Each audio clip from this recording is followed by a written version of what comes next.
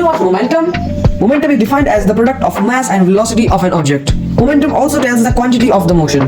The SI unit for momentum is Newton seconds. And the type of physical quantity? Momentum is a vector quantity. That means it requires a direction. The symbol for momentum is P, but you can also write an arrow on top to define its direction. It is compulsory to use this, but some people only use this. There are a lot of formulas for momentum, like P is equal to mv, where P is momentum and m is mass, v is velocity, v is constant velocity, and m is rest mass, also known as rest mass. And for light, the formula of momentum is Planck's constant upon lambda, which is the wavelength of light, and for relativistic mass, gamma into mass into velocity. Let's do a question of a momentum. Let a ball with a mass 10 kg moving at a constant speed of 2 meters per second. Find the momentum. We know that momentum is equal to mass times velocity. The mass is 10 kg, so we'll just write 10 kg, and the velocity or speed is 2 meters per second. 2 is 20, so your momentum is 20 Newton seconds. So this is your answer. Let's discuss the principle of conservation of momentum. It states that for an isolated system, the total momentum of a system before collision is equal to the total momentum of the system after collision. Suppose if I have two balls and the mass of the balls are the same, so if one ball at rest, let's call it B, and one ball at the 10 meters per second motion, let's call it A. So if A collide with B, the total momentum is transferred like this. If there is no friction or air resistance or any type of frictional force, this will work. But in real life, it doesn't. Mathematically, the momentum of the first ball, A, is equal to the momentum of the second ball, B.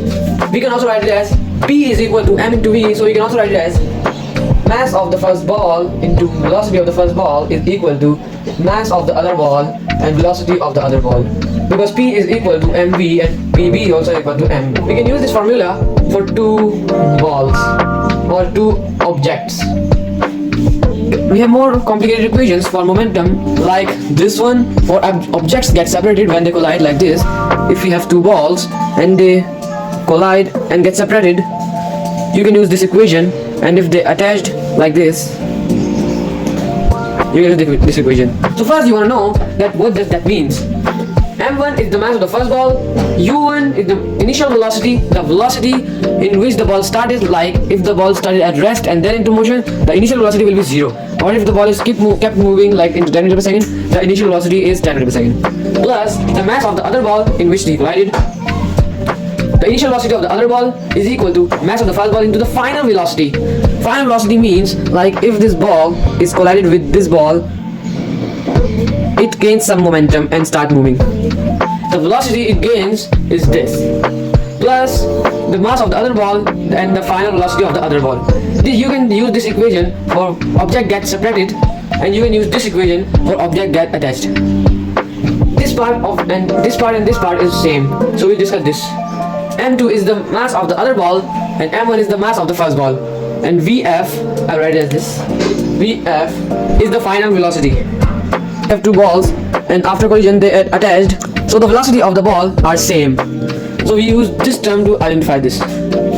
Let's do a question. Let's say a ball of mass 1.5 kg, it strikes another ball with a mass of 2 kg and they get separated,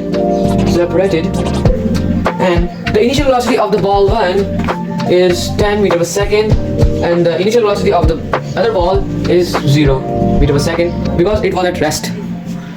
And the final velocity of the first ball is 0.5 meters per second. So let's calculate the final velocity of the other ball in which it collided. So let's use this formula to evaluate the final velocity of the other ball. The mass of the first ball is 1.5 kg, so we'll write it as 1.5, and the initial velocity of the first ball is 10 meters per second, plus the mass of the second ball is 2 kg into the initial velocity of the second ball, which is 0 because it was at rest.